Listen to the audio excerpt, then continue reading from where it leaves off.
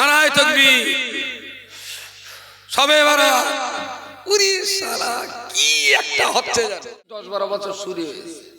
এ গ্রামে যা কবর আছে ওরা সব জান্নাতে চলে গেছে, ওরকে জিয়ারত করলে হবে না, ধরা পড়ে গেছে বসিরহাট। ইবাদতের নামে সবে বারাত করে যে পরিমাণ পাপ মুসলিম সমাজে হচ্ছে তাতে আমার মনে হয় বন্ধ হয়। সবে বারাত নেই, যা বাড়াবাড়ি হয় বললি আমার আহলে হাদিস বলে, যারা সবে বারাতটাকে নামাজ রোজা বাদ দিয়ে হালুয়া রুটির মামলা করে, ওদের বাড়ি বোম মেরে সবে বারাত কেড়ে নেওয়া। প্রিয় শ্রোতা মণ্ডলী, মনে রাখুন, আসলে এরা বাবরি ভেঙেছে আল্লাহর মসজিদকে অবজ্ঞা করার জন্য। আল্লাহ পাক কাবা ধ্বংস করেছিলেন, আল্লাহ তার কাবার ইজ্জত রক্ষা করার জন্য। এদের বাবরি ধ্বংস ছিল আল্লাহর মসজিদকে অবজ্ঞা করা, আর আল্লাহর কাবা ধ্বংস ছিল কাবার ইজ্জতকে রক্ষা করা। ওই কাবায় তওয়াফ হতো না, ওই কাবায় নামাজ পড়তো না, ওই কাবায় আল্লাহর ডাকাডাকি হতো না, ওই কাবায় জিকির আজগার হতো না, বরং কাবার ভিতরে তারা জেনা ব্যভিচার করত, কাবার ভিতরে বসে মদ পান করবে, আল্লাহর কাবার ভিতরে তারা পাপের কাজ করবে। আল্লাহ পাক রব্বুল আলামিন তাই তো তিনি দেখলেন এই কাবা যদি এখন টিকে থাকে আমার কাবা বেইজ্জতি হবে। যতদিন দুনিয়াতে কাবার সম্মান করার মানুষ তৈরি না হবে ততদিন এই কাবা পৃথিবীতে রাখা যাবে না। আল্লাহ কিন্তু কাবা এই জন্যই ধ্বংস করেছিলেন যে কাবা থাকলে বেইজ্জতি হচ্ছে, এখন ভেঙে দেই। যদি কোনোদিন কাবার সম্মান করার মানুষ আবার তৈরি হয় সেদিন আবার কাবা হবে। ঠিক এই কথার উপরে ভিত্তি করে আমি কি বলতে পারি, যত বাড়ি কোরআন আছে কিন্তু পড়া হয় না, ওই কোরআনগুলো খুঁটি খুঁটে বের করে এনে কবরে দাফন করা উচিত। কথা বলেন। সামনে আবার সাড়াসাড়ির গুণ, নদীর পাড়ে যত ঝিল্লে জঞ্জাল টঞ্জাল আছে এই গনে পানি সবচেয়ে বেশি হবে, আর সেই নোংরা ময়লা জঞ্জাল সব গঙ্গার জলে ভেসে সমুদ্রে চলে যাবে। শবে বারাতের গনে সব কোরআন শরীফ গুলো ছেড়ে আবার ধুলো বালি ছেড়ে ঝুড়িয়ে পরিষ্কার করে একটু পড়িয়ে দেবে, সাড়াসাড়ির গনে 1 বছরের যত পাপ সব ভেসে গঙ্গায় চলে যাবে। এ কি মুসলমানের চিন্তা? কোরআন কি শাবান মাসের জন্য নাজিল হয়েছে? আর শবে বারাত নেই, যা বাড়াবাড়ি হয় বললি আমার আহলে হাদিস বলে দেবেন। হানাফি মাযহাব অনুযায়ী এটা একটা নফল ইবাদতের রাত। যারা নামাজ পড়তে ওই রাতে বারণ করে তারা নিশ্চয়ই ভালো না, তবে যারা শবে বারাতটাকে নামাজ রোজা বাদ দিয়ে হালুয়া রুটির মামলা করে ওদের বাড়ি বোম মেরে শবে বারাত কেড়ে নেওয়া উচিত। শবে বারাতের গোষ্ঠীর হাড়ে আঘাত দিচ্ছে, কড়া গরু পড়বে সামনে, বলি সাড়াসাড়ির গনে লক্ষণ গাড়ি টোটাল কড়া গরু পড়তে পারে। গ্রামে গ্রামে পড়ে কালু করতে, তা মোটামুটি লক্ষণ গাড়ি কত কুইন্টাল ঢুকতে পারে? কত কুইন্টাল? হ্যাঁ, সৎকানি হয় শুধু লক্ষণ গাড়ি, তালপুকুর, তা সব কি লক্ষণ গাড়ি খায়? লক্ষণ গাড়ি কটা খায় বলে? আচ্ছা, কেডা কেডা খায় দিয়ে শুনলাম, কোন বাড়ি ঢোকে না বলে? হ্যাঁ, ছেলে বিলের দোষ দিয়ে আমার বউটাও 35 হয়েছে, তার একটা না হলে। তাহলে ইসলামের আইন কানুন ছেলে বিলের কাছ থেকে নেওয়া ভালো। শবে বারাত একটা নফল ইবাদত, যারা করেন নিশ্চিত ভালো করেন। যে নামাজ পড়তে বারণ করছে, রোজা রাখতে বারণ করছে, ইবাদত করতে বারণ করছে, সে নিশ্চয়ই ঠিক বলেনি। তবে নামাজ আর ইবাদতের নামে শবে বারাত করে যে পরিমাণ পাপ মুসলিম সমাজে হচ্ছে তাতে আমার মনে হয় বন্ধ হয়।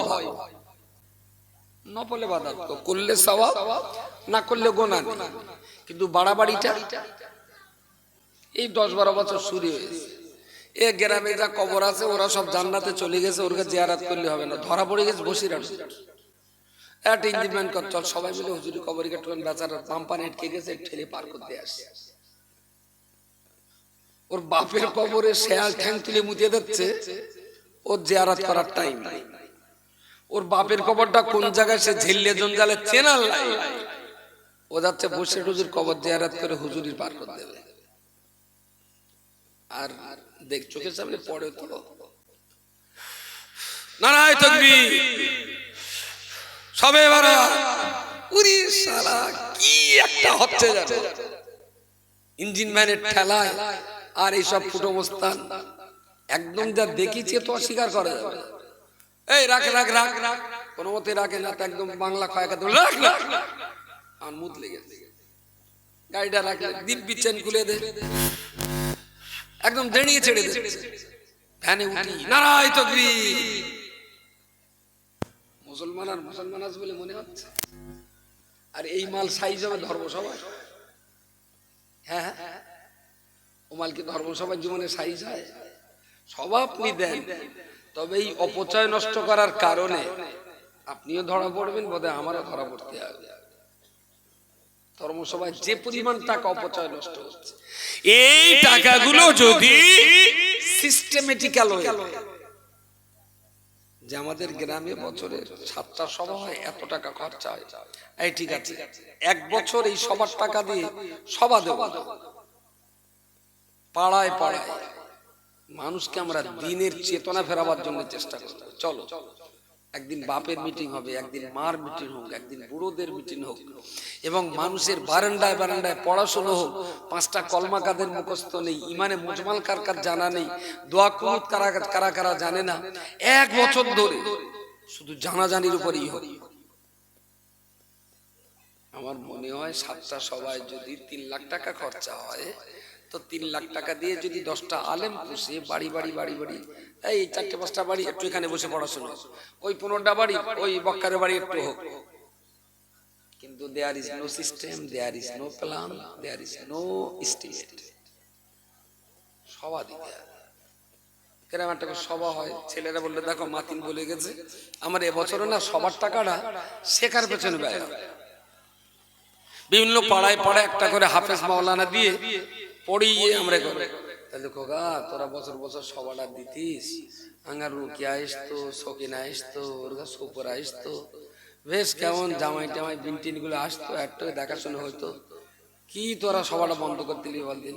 বাস সভা সেক্রেটারি শহীদুল ওর মাথা ঘুরপাক খাচ্ছে, এই ও সভা দিতে হবে, চাচিমা বলেছে তাহলে বদদোয়া বলে শেষ হয়ে যাবে। লেডিস হাদিস অমান্য করার কোনো লাইন হোক, সভা হোক, এ বন্ধ করলে আবার আমার কাপের ফতোয়া দেবেন, বেকার কাপের হয়ে আমার লাভ কেন? আমার তো মাল হবে না, হোক না। প্রিয় শ্রোতা মণ্ডলী, মনে রাখুন আল্লাহ পাক রব্বুল আলামিন কাবা ইচ্ছাকৃত ধ্বংস করে দিলেন। কাবার ইজ্জত বাঁচানোর জন্য, কাবার সম্মান বাঁচানোর জন্য ওই মাঝখানে কয়েক হাজার বছর কেটে গেল, দুনিয়াতে কোনো কাবা ছিল না, কেবালা বলে কিছু ছিল না। ওই মাঝখানে যত নবী দুনিয়াতে এসেছিলেন, আল্লাহ পাকের কাবা তাদের চোখে দেখা হয়নি। বহুকাল পেরিয়ে যাওয়ার পরেতে আল্লাহ পাক যখন দেখলেন আমার কাবার সম্মানের বাজার তৈরি হয়েছে, আমার কাবার ইজ্জত দেওয়ার সময় হয়ে গেছে, ঠিক সেই রকম সময়েতে ইব্রাহিম খলিলুল্লাহ দাঁড়াতে আল্লাহ পাক সেই একই ভিটের উপরে কাবা বানিয়ে নিলেন। তো কাবাকে সম্মানের অভাব হেতু বেইজ্জতি করা হচ্ছিল বলে কাবা আল্লাহ ভেঙে দিয়েছিলেন। যে সমস্ত বাড়িতে কোরআন আছে, পড়ার লোক নেই, ধুলো বালি যেটি সার পোকা তেলা পোকা বেড়াচ্ছে, ও কোরআনগুলোকে যদি বের করে এনে মাটিতে দাফন করে দেওয়া হয়, মনে হয় কাবার মতন কোরআনগুলোর ইজ্জত বাঁচে। সব বাড়ি কি যতগুলো কোরআন আছে সব প্রতিদিন পড়াশোনা হয়? হ্যাঁ, প্রতিদিন পড়াশোনা হয় না। আচ্ছা, সব বাড়ি যে মোবাইল আছে কি প্রতিদিন চলে টলে বলে মনে হয়? হ্যাঁ,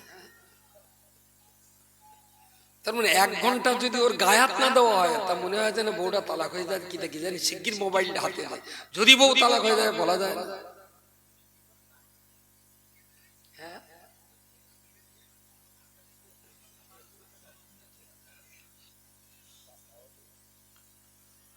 তাহলে জাতির কাছে কোরআনের কোনো দাম নেই, মোবাইলের বিশাল দাম। আপনি বলছেন এই রোগ ধর্মসভা করে সারে। সমাজের মূল জায়গা কিন্তু খুব বিপজ্জনক, মুসলিমদের হালা খুব বিপজ্জনক জায়গায়।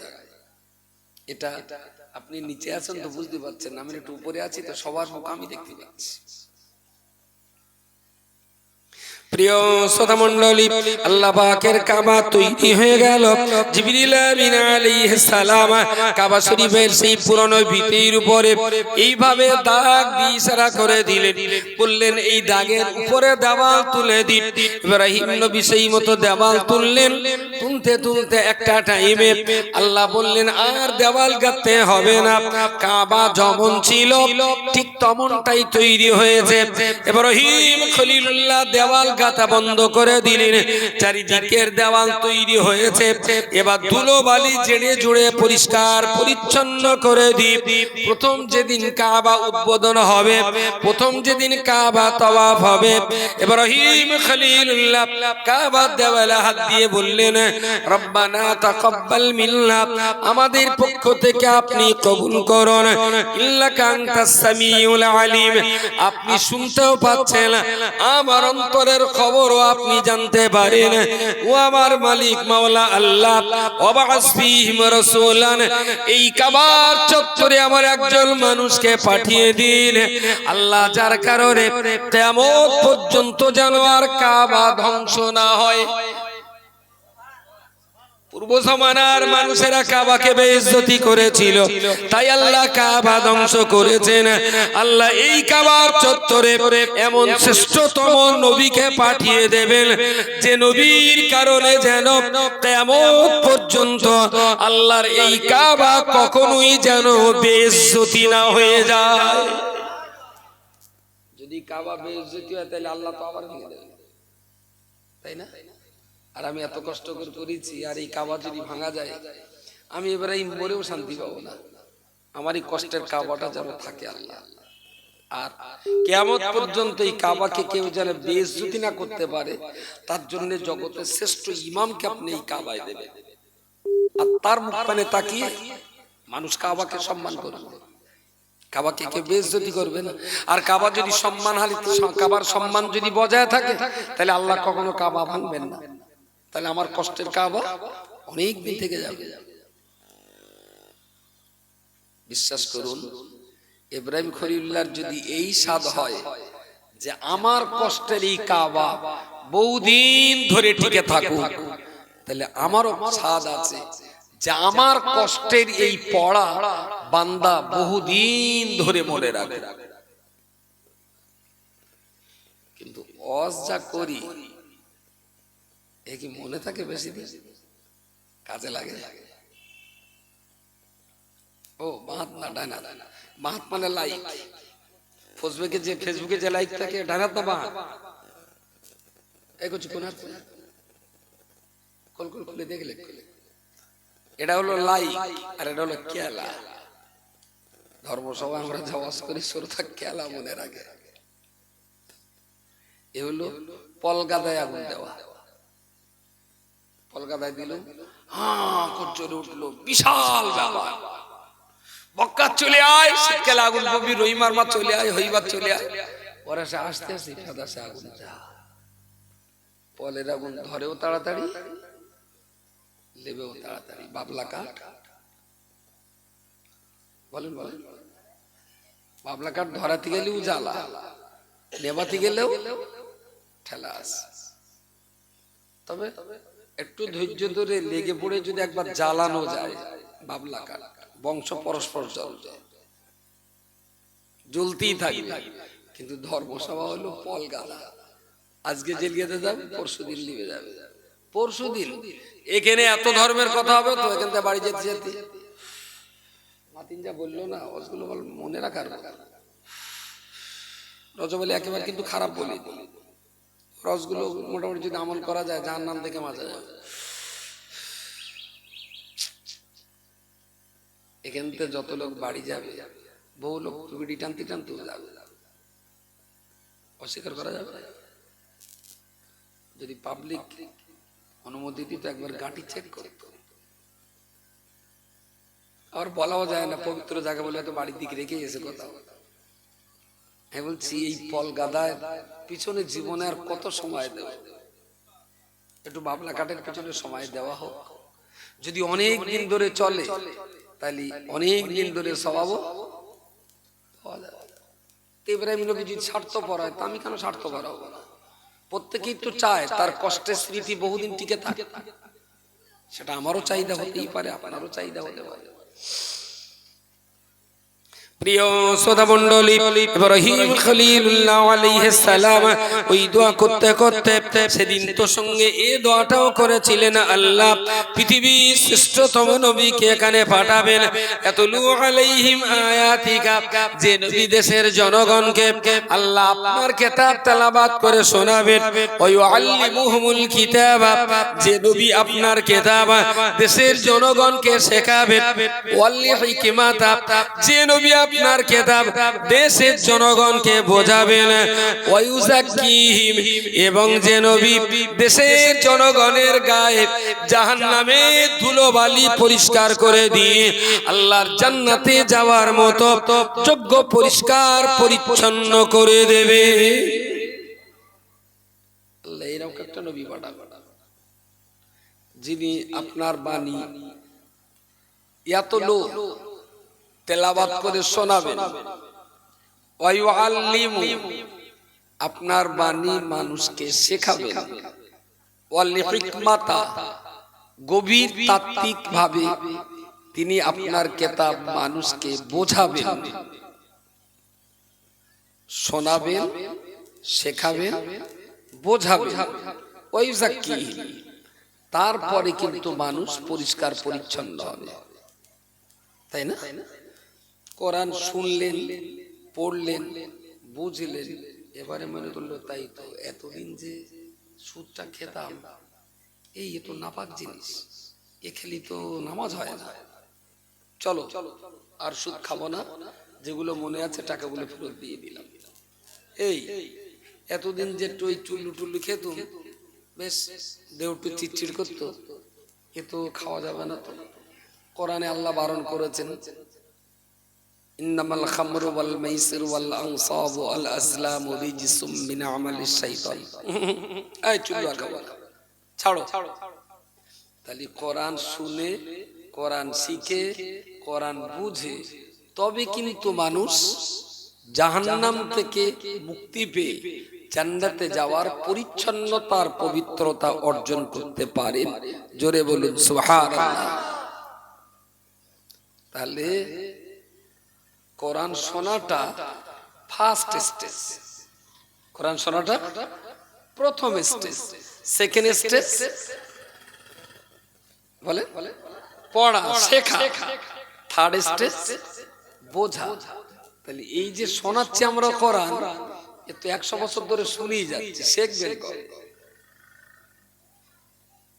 পদ্ধতিটাকে আপনার তো গুরুত্ব দিতেই হবে, আপনি তো পদ্ধতির বাইরে যাবেন না।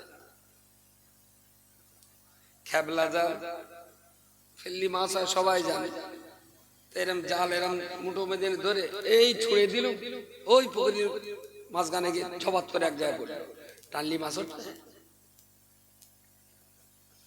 ও কড়ি আঙুলির জুড়োটা জুড়তে হবে, তারপরে এত বড় কে গুটিয়ে গুটিয়ে গুটিয়ে গুটিয়ে নে এরম থাকবো। এরম সময় 3 ভাগের 1 ভাগ কোনই আর 2 ভাগ 2 হাত, তাই না?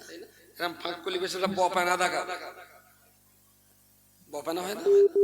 এইবারে পেছন দিয়ে ঝুল মেরে এইবার ফেলতে হবে, তা গোল হয়ে পড়বে, তবে তো মাছ ওঠে। জাল থাকলেই বলো মাছ ওঠে না, জাল পুকুরি ফেললি মাছ ওঠে না। সিস্টেম ঘূর্ণিপাত দিল মাঠে, এখন আপনি ঘূর্ণি পেতেছেন আর আপনার ওরকম একটা রাগ ছিল, আলির ধারে আপনার ঘূর্ণি আছে, তাই দিবেন তাকে রসি কেউ তুমি ঘূর্ণিটা ধরে একটু গানি 2 আঙুল ওচকর ছেড়ে দিল, কত নামাজ পড়বে?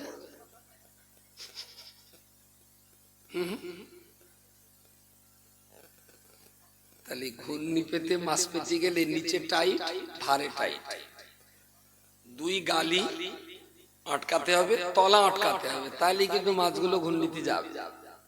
তলা ফাঁকা থাকলে সাইকেল আপনি যাবেন বসিরহাটে, ভালোই যাচ্ছেন, সাইকেলের গতি তো প্রায় 20 স্পিড হবে, আপনি যাচ্ছেন, হঠাৎ করে খটাং করে একটা খটাং না কুটুস করে একটা শব্দ হলো, পেটেল হদ্দ আপ ঘুরতেছে, শালা গাড়ি আরে ঘুরছে, পেটেল ঘুরতেছে, চেনের দিকে তাকিয়ে দেখুন পেছনের পেনিয়াটাও ঘুরতে, সামনের বড়টাও ঘুরতেছে, গাড়ি গড়াচ্ছে না, কি হয়েছে? ফিরি খারাপ হয়ে গেল, তার মানে ফিরি কেটে গেছে, সারাদিন ধরে পাক দিল গাড়ি গাড়ি। কেউ যদি পেটেলির দিকে দেখে তাহলে বলে মাতিন বিরাট জোরে গাড়ি চালাচ্ছে, পাশের গাছপালা যদি দেখে বলবো সুগন্ধি যেখান ছিল সেখানেই। পেটেল যতই ভাগ দেবে, পেটেল দেখলে লোকে বলবে বহু চালাচ্ছে, কিন্তু গাড়ি এগোচ্ছে না। মুসলমানের এই সভা, শুক্রবারের নামাজ, তারপরে আমিনিয়া মাদারের ছেলে সব, জামিয়ারি ছেলে সব দেখলি না মনে হয় মুসলমানের গাড়ি বিরাট জোরে যাচ্ছে, কিন্তু ভেতরে ফিরি কেটে গেছে, এটা আমি ভালোই বুঝতে পারছি। ওসব যা ঘুর পাক্কাচ্ছে, পেটেল পাক্কাচ্ছে, চাকা করে না। ربنا وابعث فيهم رسولا منهم يتلو عليهم آياتك ويعلمهم الكتاب والحكمة ওয়ায়ুযাক্কিহিম। এই চারটির ভিতরে প্রথমটাই হলো কোরআন শোনা। ই দিয়ে জীবন শেষ করে দাও তো বাকি 3টে কাজে লাগাবে, বলেন বলেন। খুবই দুর্ভাগ্য যে মানুষ সোনার উপরই থেকে গেল। তারপরে ধর্মসভায় যা হয় সব তো আবার কোরআন হয় না, বলেন। কিছু কোরআন আছে 35 পারার থেকে হয়, কিছু কোরআন আছে 48 পারায় পাওয়া যাবে, কিছু কোরআন আছে সে জিবরাইল যায়নি, ওর ভেতরে পাওয়া যাবে না, ওর বাইরে খুঁজতে হবে। যেমন বাদামের খোলা, আটতলা জাহাজ, কালুর বে, এসব তো 30 পারায় তো নি, 38 পারায় আছে কিনা যারা বলে আর যারা আসলে তারাই জানে। যদি কোরআনটাও শোনে তাও তো স্বভাবটাও হবে, কিন্তু সেটাও ক্রাইসিস। দুর্ভাগ্য আমাদের যে আমরা সোনার উপরই রয়ে গেলাম। আমি অনুরোধ করছি, যদি বাঁচতে চান ইহকাল আর পরকালে, শুনে শুনে কিন্তু বাঁচা যাবে না। শোনার পরে কথা বলে পড়তে হবে, শিখতে হবে। আমি তো অন্য কথা বলি, কোরআন শরীফের কথা বলেছি। আর কোরআন শরীফ যদি না থাকে আমি জুতোর বাড়ি খাবো, আর যদি থাকে আপনার জুতোর বাড়ি খেতে হবে না, কোরআনের বাড়িটা তো খান, তাও খাবে না।